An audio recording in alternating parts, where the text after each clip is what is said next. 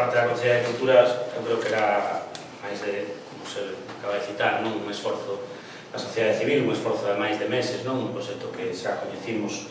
No seu momento sí que nos parecía que encaixaba perfectamente algunhas das líneas posibles que justamente conectaban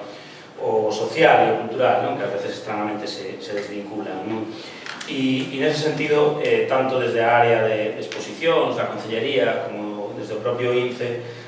hai toda unha serie de colaboracións, incluído, ademais, por certo, que como proxecto a Campa, ademais, se levan as axudas de cultura de barrio, esa convocatoria aberta, como a comisión independente,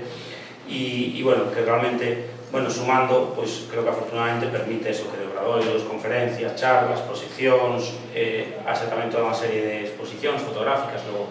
falarán Xosé Abad con máis calma, digamos, de algunhas destas actividades, que incluen, desde un premio Pulitzer, como Javier Bauluz, a outros coñecidos artistas, e, toda unha serie de actuacións, e eu creo que unha mestura, creo que atractiva, por un lado, pero incidindo nos problemas máis gordos na nosa sociedade, e eu creo que elementos sobre os que sempre hai que reflexionar. A min, desde o principio, desde logo, cautivoume as posibilidades de escenografía, de escenografía máis nun sentido de poder, eu creo que, despertar esas sensacións e esas reflexións necesarias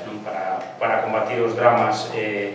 do noso día a día, e que creo que era unha maneira importante de poner en primeira línea